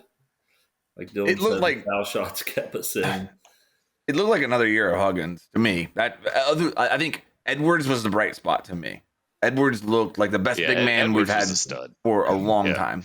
I think the thing I hate about him that I think a lot of guys his size get it, he's going to get a lot of fouls called, Mhm. which I don't think is fair. It's just he's the biggest dude, at least from a height perspective, in the mix, and it tends to be quick whistles like when he's in there, and so I worry about how much foul trouble he's going to get in, especially when he's as active as he is on the boards. I mean, dude, that guy.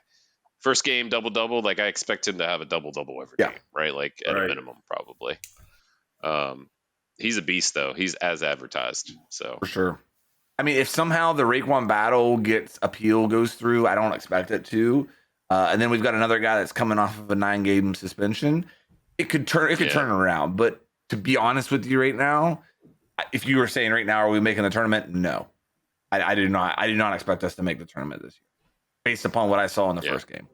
So I mean, what do you guys think too? Because I'm curious about this, and certainly he knows better than we do. But how do you even assess like Eilert, right, this year? Like it's an interim tag, but presumably he's one of what could be many candidates, at the end of the year. But what is a successful season, right, that gets him a potential contract, right, versus just that interim tag? Because I mean, that's interesting, right, to kind of think about. Like, what would be deemed a success that you'd want to see him back? I think that he makes the tournament's not going to be enough. I think he's got to win at least one game in the tournament. Really? You serious? Wow.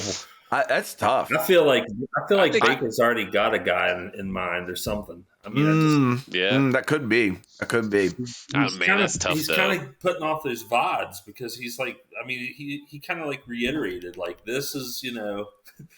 Yes. You know what I mean? We will conduct a national search at the end of the season. I don't know. Man, that'd be tough though. I mean, a guy who it's like. Shit, yeah, I don't know. I mean, especially just dealing with the shit he had to deal with, right? Like the way that Huggins, it's not like that would be tough to not keep a guy around that got into the tournament. After all that, I think the other half would be recruiting. Like if we go to the tournament and either it's got like a nice class lined up, like it'd be tough. It's gonna make it tough for him to get rid of him. Yeah, sure. I agree there too. What was the reasoning for the denied waiver for Battle? I couldn't find anything. Like it's all bullshit. They're like you're West Virginia. Did the same thing. Yeah, they did it with Perez last year. It's like almost a carbon copy situation which is such bullshit, right? Because they're supposed to be all about the athletes and protecting the athletes. These guys are at schools that lost their coaches. They immediately transferred at the moment they lost their coaches, seek immediate eligibility, and then get it denied. Right. So it's just a bunch of bullshit. Yeah, it doesn't make sense. But I think he would be a difference maker if we could get him, eligible. And also, explain to me how Kerr can receive illegal benefits while there. Yeah. He has to be suspended for 9 games here, so the punishment obviously makes its way towards us. But they get nothing. Seems a bit strange. Yeah, it's very interesting time. I feel like the NCAA is just self-inflicting themselves into irrelevancy. Like, it's not going to be long before all the universities. I mean, the football is already there, right? They don't even need the NCAA in football at this point. The bowls are outside their structure. The playoffs outside their structure. They don't need them, right? The basketball tournament's the only thing that kind of keeps them relevant. And I don't think that it other would than be obviously hard for that to be separated as well. You know what I mean? Yeah. ESPN could come in a day and be like, all right, here's the money. We'll run it on our networks. And, I think the NCAA is going to govern like soccer, softball, baseball, probably, the Olympic sports. Yeah. And then the rest of it will, like the stuff, will be, it'll go private, which is, I don't know. I worry about that with West Virginia, because at that point it will just be wherever the eyeballs are. And I know it's been that way for a while, and I just don't feel like that bodes well. And that's the part I think that drives me insane about our fan base, right? Is that that, right? Chad knows that. I know that. I think reasonable fans know that, but it certainly seems like there's a large contingency of delusional people that make up the West Virginia fan base that aren't cognizant of the fact that we're literally blessed to be in a major conference right now and to be playing relevant football, right? I mean, it's just that in and of itself, like, obviously we'd all want 10 wins and we want to compete for championships, but the fact that we're even, it's like, what are we doing in the Big 12? We should be in the ACC. It's like, well, last time I checked, they don't want us. Like Big 12 is a safer place to be right now than the ACC. Yeah, it is. Like, I mean, look at Washington State and Oregon State. They're like, that's crazy. How scary would that be? Yeah. To be a fan of that football team, being like, was it 100 plus year conference, right? Like folds overnight. Yeah, Pac-12. Like that's just insane. I mean, it's just honestly, insane. It's kind of sad because super sad. I mean, especially for the regional rivalries. The old bowl tie-ins. That's the one thing that I don't really like about this landscape changing in college football is like you're losing rivalry games, you're losing those Big 10, Pac-12, Rose Bowls. Like that stuff was fun to tune into. Yeah, and it's about to get even nuttier, right? Like 12-game playoff is just going to be. I mean, it's great, like for football, right? More football is better, I think, on that front. More people that have an opportunity to get into that model and make some noise is great, especially for the West Virginias of the world, right? But man, I'd maybe just call me an old romantic, but I miss the old BCS days. We were actually good. Do you remember how crazy that was when it came out? Everybody was like, "What is this?" Well, I will say this, right? There's no doubt that the playoff diminished the value of the other non-BCS, like the BCS bowl system, right? Where you didn't have to be in the championship and still you felt like awesome that you were in a BCS bowl. Yeah. The moment you're out of the playoff, you're just like, meh, you know what I mean? Like, I mean, cool, but it definitely makes like, I mean, I know that like the Rose Bowl, all the BCS bowls, there's definitely has some clout, but even like the Cotton Bowl, the Citrus Bowl, like those games are losing their steam. For sure. I don't know. I would like to go back to that because it seems like, you got players that are opting out all the time now because they're going to go to the draft. And it's, it's curious the flip side of that coin. I don't want to tune into that. I don't want to watch USC's backup quarterback. I want to, who cares? But I wonder if things will flip a little bit. Like I'm hopeful that maybe NIL, right, will keep some kids anyway, right? I mean, it's interesting calculus, right? Because if you're like, if I can make $4 million and go play my senior year of college football, right, via NIL, shit, maybe I stick around and play another year of guaranteed, NIL money coming in. Caleb Williams has already even said that it's all because of who he doesn't want to be drafted by. If he were, back before they got on this slide, it was like he was a lock for the number 1 overall pick, but it was like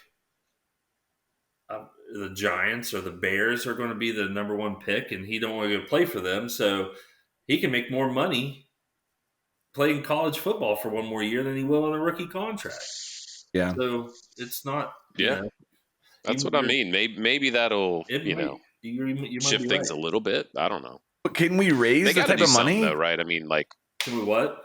Can we raise the type of money to compete? Like, I don't know where we stand West on that Virginia? at all. That I think is the biggest problem, right? I mean, Like- you just, especially being down here, like in Texas, right, in Houston, like this area, there's just so much. I mean, they're literally seriously contemplating fucking firing Jimbo Fisher, right? Yes. And like paying his remaining $60 million or what insane number it is. Right. Like that's actually something they're logically contemplating. We're like right? we're like 12 million. Better roll him till January. Call the Diamondbacks guy. Maybe he'll do it for us. Yeah, one guy. We got one guy. You know, what I mean? We got one guy. Ken Kendrick. One That's guy. It. Like, and we're like the Bernie Sanders trust. Like it's like a bunch of $5 donations from Jim down the road. We don't have a single donor over 20. That's what we should do. We should get in contact with the trust and just see, like, hey, what if we just ask everyone for $5? You know what I mean? But what if like Alabama gets to the point where they can pay their backup cornerback more money to be there, and he'll never see the field? Well, that's what they did. Coming right? here. I mean, that was before scholarship limits back in the day. That's what the Blue Bloods did, right? They competed to just go get people to put them on the roster to leave them off the other team's rosters, right? So that's like why they ended up doing like the 53-man roster, which I think is NFL, so I'm probably full of shit. But whatever the college roster number is, they limited the scholarships to stop teams from doing that, right? But I feel like you're right, because now it may not even be scholarship, but if it's NIL, that's effectively a scholarship. I mean, they're going to make more money via NIL than, a paid ride for school. So, I mean, yeah, you're right. They stack the deck even further. There's got to be some regulation because it's the fucking Wild West it is. right now. It's out of control. And of all the things the NCAA regulates and governs and puts their foot down on, they just are letting this go. Like, well, they just got their ass handed to them, right? Like via the court case ultimately, right? Which is why I think they're a snake bit, because they were such assholes. That's the thing, right? That's the problem with the NCAA. They weren't ever like, yeah, you know what? Athletes should get some portion of all this money they're generating, especially for college football or college basketball. They were like, absolutely not. You're getting a scholarship. Okay. And then they get the case, the Bannon case goes through, and now it just flipped it overnight. It's hard for them to walk back where they were from, and to say, now, okay, well, but let's regulate. Let's talk about what that looks like. That brings up an interesting thing that I've been thinking about for years. So remember whenever we would play college football at the trailer, and you would get the memory card that had the players' names on it and stuff. So I would always play BYU, and they had a defensive guy, or maybe it was a tight end or something, and his name was Papinga. And the announcers would say the name Papinga. Does that mean that game was programmed in with that name, or was it like AI just pronouncing whatever letters itself? Because Papinga is a pretty weird name, and they would say it right. No, I think I don't know for a fact, but I feel pretty strongly that the creators of that, went through with Brad Nessler, right, or whoever it was, and literally read off the rosters of those teams, and it was in the computer program, right? You just needed to upload it, but they could. Yes, I think you're totally right, and I am super stoked to see though, right? Because now is it 2024? Like we're gonna get our first NCAA football, although it's gonna be called like, I don't know, some EA Sports college football or some shit. But since it's been gone, which has been shit, dude. I think that was the Denard Robinson cover year. So whatever year that was. Like, I hope. Good God! If they have 9 or 10, if they have 2005 Georgia, don't let me get DJ Shockley on the sticks. Don't let Chad pull Roy Williams out of his hat. Yeah, that was my only play. Chad just ran Hail Mary every play and threw it up to Roy Williams. That's why I lost. It was I lost every game. 2014 was the last year that it came out. That was Denard Robinson on the cover. I wonder where they'll have Garrett Green in that game. Like remember how it used to be like 80 speed, 75 passing? Like, what will his attributes be? Do they have a feistiness category? Do you have an option to rip your helmet off after a touchdown? every completed pass, helmet just comes off. 15-yard penalty. Yeah. Oh. It's got those flowing locks, It's funny, like visually, he's a person I don't want to like. I don't know why. He's like a guy we'd see on campus at Morgantown and be like, yeah, fuck that guy. But then Winning fixes everything. You're like, that's right, he's my guy. Yeah. Winning fixes everything, man. Because I agree. He kind of gives off that vibe. EA Sports. Yeah, 2024 release, EA Sports College Football. So it's coming back, baby. All right, what else, guys? See what that looks like. I don't have much, man. What else we got? You know what I do want to talk about at some point we should expand our tentacles into is there's got to be somebody at WVU, hopefully, and if not, there should be, that is in a non-basketball, non-football, like just a Olympic sport that is hopefully creating some buzz and trying to cash in on this NIL deal. Like, who is it? We need to figure that out. And get them on. Yeah, like who is our highest paid NIL non? And I mean, baseball's had a lot of success, so I wouldn't even necessarily say baseball. Well, the men's soccer team is like 3 in the nation or something. Are not traditional. Yeah. That's a good idea. Somebody should be, right? I mean, and this is going to sound, I don't mean this in a sexist manner whatsoever, right? But like, certainly if you look at a lot of the the Olympic sports, like the basketball, non-football, right now, I think the highest paid NIL are women, and it's because they're kind of leaning into their social media platforms or otherwise. Right. Yeah. I'm curious. Listen, if you're an athlete and you're playing college athletics right now, and you're not trying to figure out how to make money, right? I mean, it's just crazy. Like to go from previously being outright prohibited from it, right? Destroying your eligibility to now being encouraged to find that way to do it. Who's the Olivia Dunn, right, of WVU? Yeah, that's a good question. Well, you know who it reminds me of? We don't have a remember the wrestler that we had, who like was amazing while we were there. Like national champion. I don't think he lost like only a couple of times throughout his whole time there. I forget his name, but like somebody like that. I feel like it was like Greg. It was something Greg. Greg sounds Greg Jones. Greg Jones. Yeah. His winning percent was 96.92%. Wow. During his career. That's not bad. Yeah. I couldn't do better myself. Yeah. Like tried to be perfect. Yeah. Came up a little short. I like that. I was thinking another thing that would be kind of fun is we should make up like dumb sponsorships. Like this segment, this right. This segment's brought to you by TNL Hot Dogs. Oh, I can't wait for us to unveil the Ryan Roads to the Final Four later this year. What's a great idea for that? That's all. We have to do that. But also, I think if there's like an online platform you could set up for Jeopardy, we could have somebody like set up WVU Sports Jeopardy, basketball, football, get questions going, and we compete, the three of us, against each other. Right. Like, give me the Rich Rod years for 500, Alex. Oh yeah, that would be fun. That would be fun to do. And find some obscure possibilities are endless. I think what on my initial radar is after the Oklahoma game. Are you guys good to jump in and do like a hot take? Yeah. It'll be late. We can do it that night or the next morning, but I think it should be like pretty as soon as we can after the game.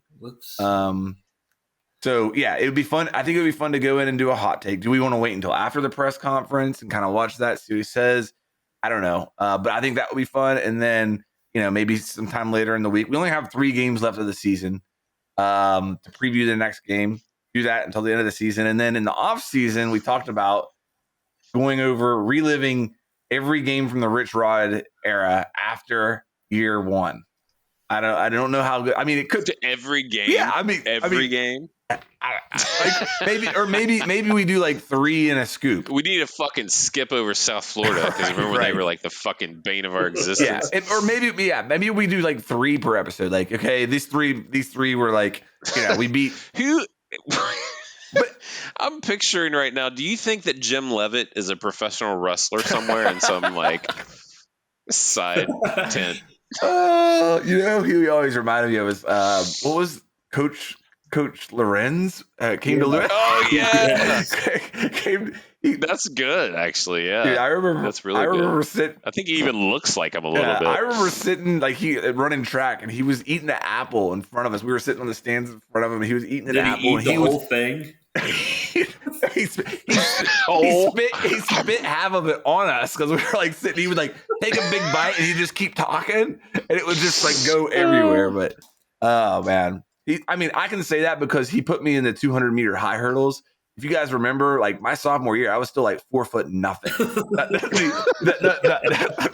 You got this, right? Like the high hurdles were taller than me. I think you wanted to go under. I finished so last that like. The next event was at the starting line waiting for me. I think I only cleared the first one, and then the rest of them I knocked out. Like at the end, I was just like hitting them with my hand and knocking them down. So, yeah. Anyway, you know what's going to be fun too is baseball season because I mean we've got the projected number 1 overall selection right in next summer's draft. We can avoid the collapse. Good God. That was sad last year, but I know. Yeah. So listen, I don't want to make any promises to anybody. I think like we said in the beginning, like we're doing this for us. If you watch this, if you watch this and you had fun, great. I'm happy for you. That's awesome. We'll be back. I mean, really, we're catching up and recording it. Right. So, and we'll try to finish out the football season, start strong. After the football season, who knows where this goes and what happens. But to the NCAA tournament with Josh Eilert, I think we'll keep doing it as long as we're having fun and have time for it. And we should start a Bob Huggins watch where we're like, don't pull up the pic of like where he's at. Be like, hey, where's Waldo? In the stands. He's gonna be like. I'm telling you, he's going to be like that. What's the guy's name we were just talking about? He gets closer and closer to the bench every game. You're like, is that Bob Huggins on the bench? I'll tell you where he's dressed like freaking Drew Shafino. Oh my God! I'll tell you where he's not at. Drew Columbus. Yeah. Yeah, man, what a fucking nut. Oh my God. I think if he plays his cards right, he could still at some point like go into the Hall of Fame. I don't think the court's never going to be named after him, which was probably a sure bet. He's not going to get a statue, I don't think, but he could still go into like our Hall of Fame, I think. Yeah, I mean that's my thing. It's like just chill, bro. Chill, like let it kind of work its way out. All right. Yeah. Good time. Let's wrap it up here, boys. So I've got our final thoughts. Final thoughts. I think it went well. I had a good time. What did you write down, Chad? You're going to hold us accountable for something. I'm going to take a picture of our predictions for the Oklahoma. Our predictions. All right. Predictions. Right. What do we got? Real quick, just because I don't know, and we can always catch up. But what do we got on the basketball schedule? Let me see. Just seeing what our next game is or who we play. We've got Monmouth next on Friday night. Monmouth are the mighty Monmouth Hawks. Okay, Friday night, 6:00. So I guess we won't really know, although we probably know already based on what we've seen. But okay. Yeah, I think that like Sunday, maybe we could do a recap of basketball, football, and that sounds good. That way, everything's kind of fresh. And yeah, let's do it. We'll do a hot take off coming off the WV win. Hot take over Oklahoma and the WV win over Monmouth. Sounds good. And Monmouth and the Monmouth Hawks. Yeah, and hopefully we're talking about how Neal Brown just coached the best game of his career, and yeah, he's Rich Rod who. Yeah. Hey, Rich, man, how'd that game? I didn't see that game live. He played him tough. He played him tough. Yeah. We're talking about the South Carolina, which South Carolina is not good, by the way. They're 2 and they're 3 and something 2 and 6 or something. Yeah, but it is an SEC team, and he had him where he wanted him, and then his quarterback fumbled, I believe. It was backup a pick quarterback. 6. Oh yeah. Which, yeah, they were within 3. Yeah, I think. Yeah, and he threw a pick 6, and his offense doesn't look that different than when. What's yours? And I know we're trying to run, but I'm just curious. What are y'all's current projections for the college football playoff? Oh God, who's your 4? I mean, it's going to be the winner of Michigan and Ohio State, right? That's what it's setting up to be. I mean, Michigan's got to get by Penn State this week. But I'd say winner of Michigan, Ohio State. I think if Texas wins out, they're in. They've got a great win. I mean, if they win out and win the Big 12 championship, keep Washington out if they go undefeated. No, Washington. So that would be winner either Ohio State or Michigan. It's Washington jump Florida State. Yeah, that's true. Because that's going to be tough. If you look right now, right, it's Ohio State, Georgia, Michigan, Florida State, Washington. Right, those are your undefeated remaining teams. Right. So I guess the question is just, who wins that if they continue on that path. Yeah, that's interesting. All right, so man. Georgia. I'll say my 4. Georgia. Yep. Georgia. Washington doesn't have anybody left, right? They've already beat USC and Oregon, right? They got to play Utah, I think, this weekend. I think they just beat Utah. No, that was Oregon that just played Utah. All right, so all right, I'm going to say. Well, no, they actually got Oregon State left too, so they've got 2 top 25 games left. All right, so I'm going to say Georgia, Texas, Florida State, because who's going to beat them? And I mean, Michigan or Ohio State. Yeah, I guess I'll go Ohio State. I think. Yeah. I don't know, man. Florida State really has a shitty schedule. Yeah. I don't think I don't think they're going to lose, but I don't think they deserve to be in the top 4, or the final 4. Not if you. I mean, yeah. I don't know. If I had to pick between an undefeated Florida State and an undefeated Washington, Florida State's could get in because they're fucking Florida State. But right. I don't know, man. Washington's. I don't know. That's tough. I would take Ohio State and Michigan both. Because they can't play in the Big 12, Big 10 championship, right? Like they'll play in the last game of the regular season. Winner goes on to the Big 10 championship, right? And then winner, whoever wins that. The thing about it is Penn State is in the same division that they're in, so all 3 of those teams are in the same division. So they're going to play like Rutgers. Yeah, I think it's Rutgers. What the fuck? And now we really did hit the bingo. You got a Rutgers reference in there. Greg Schiano over at Rutgers. Coach. It's fucking 2000 again. It's like time really is a flat circle. Bad. No, it's Iowa. Rutgers is in the same division. Kirk Ferentz over there. So Iowa, the whole Rutgers also in the same 10 division. points a game. Hey, Nebraska and Matt Rule sitting there at 5-4, and according to him, they'd be at least 6-3 if it wasn't for the scouting. Right, idiot. All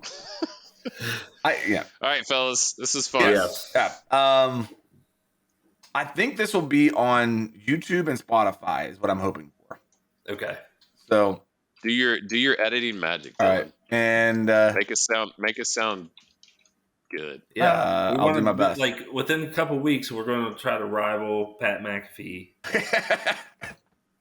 Dude, that's actually an interesting topic. Not for but I feel like what the fuck is he doing? I feel like he's spreading himself thin. He's on everything. Yes, he's on everything. I'm just saying, I feel like lately too, it's like the whole taking his shirt off on game day now twice, where I'm like, I feel like he's always been somewhat pandering, right? Like he's got that showmanship quality, but where you're like, come on, man, Pat, dial back a little, bro. Yeah. Yes, that's what I thought too. I like him. He's good for college football and stuff, but he does need to dial it back. Good for WVU. Yeah, I mean, that's for damn good, sure. Otherwise, we wouldn't even be mentioned. Right. I don't think if it wasn't for him constantly picking us as his dog. Right.